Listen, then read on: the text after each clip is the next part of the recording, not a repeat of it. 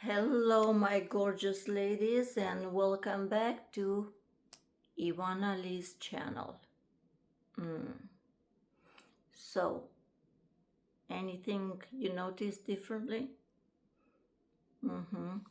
My lip gloss. Nude. Completely different vibe.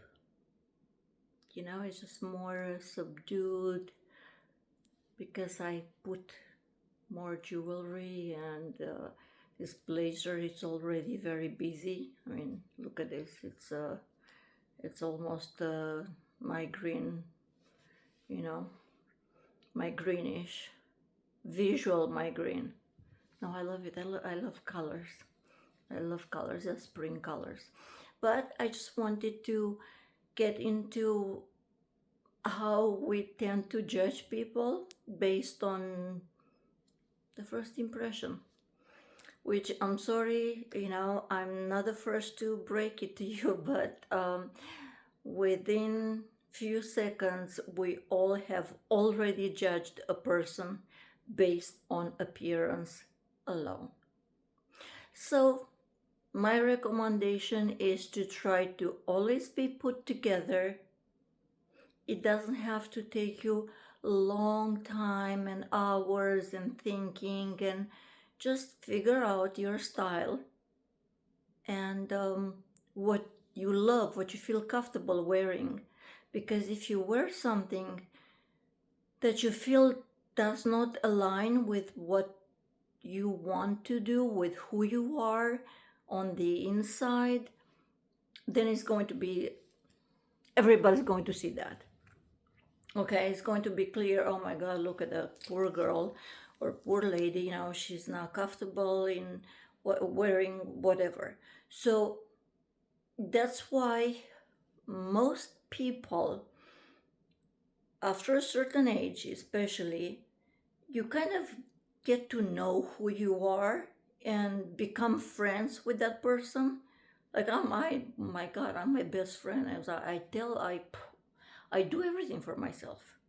I am very, very good friends with myself.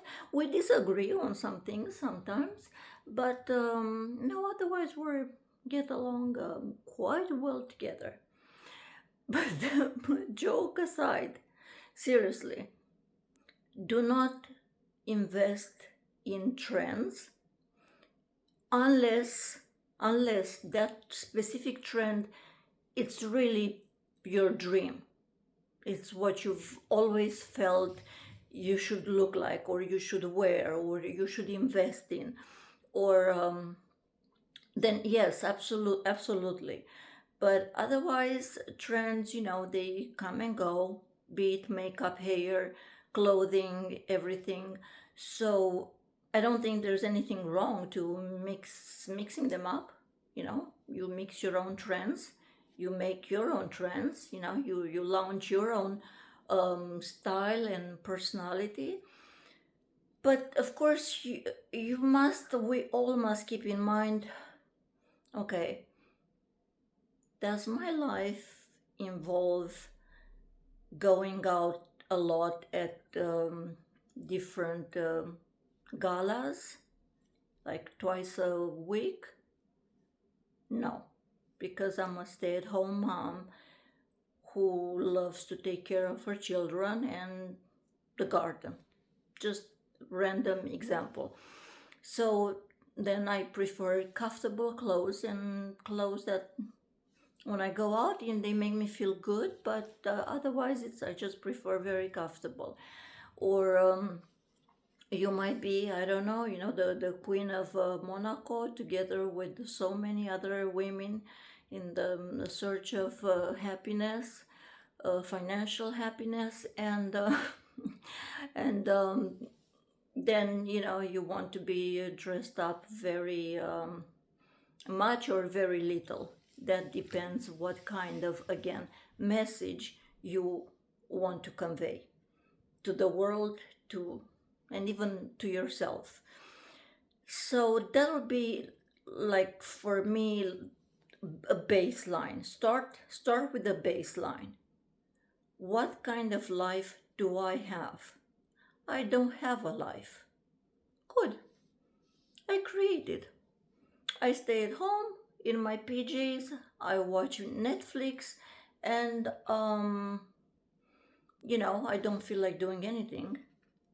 And that's great. Do that, but not for too long.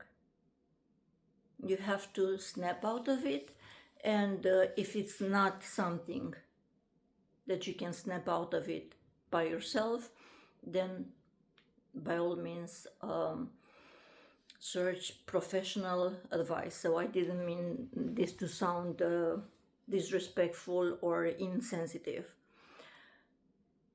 If you are a girl who loves, I don't know, sports and going out, doing, fun things like bicycle or whatever, then of course you know how to adapt to that as well.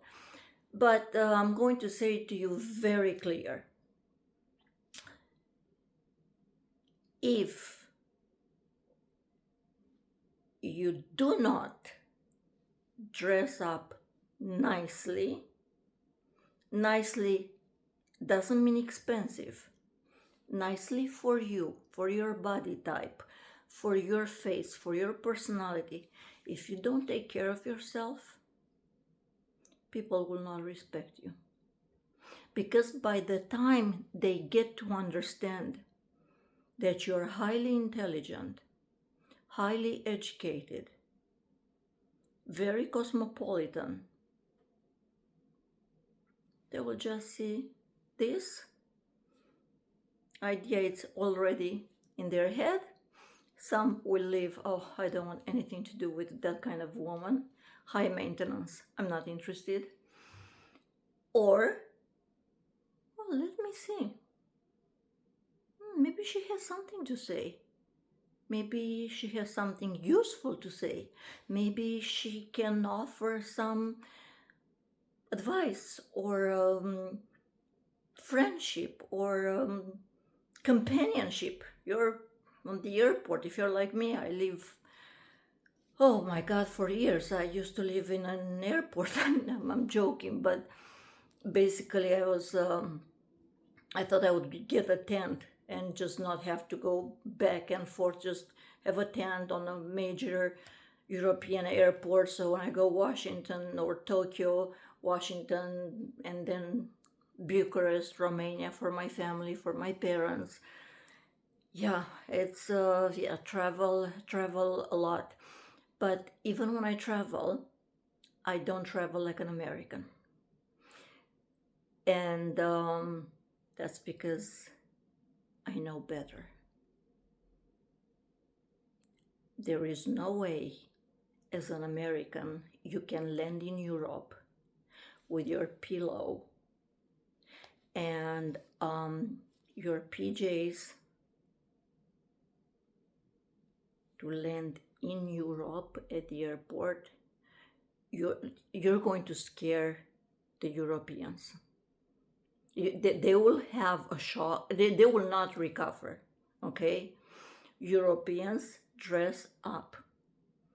It doesn't mean they're over the top. They are, I'm extravagant, but they take care of themselves.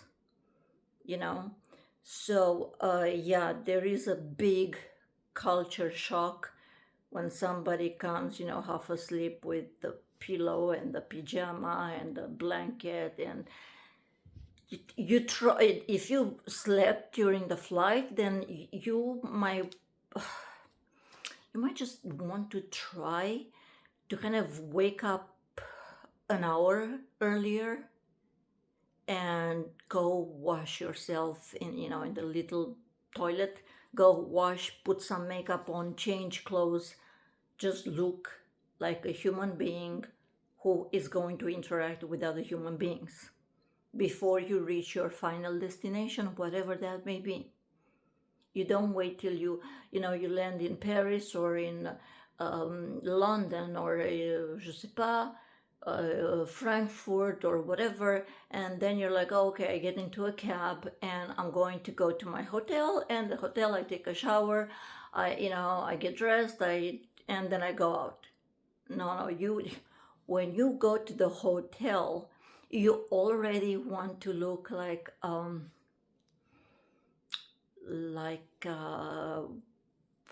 you are a tourist, but a tourist maybe on some business of, I don't know, like self-discovery or culture or something.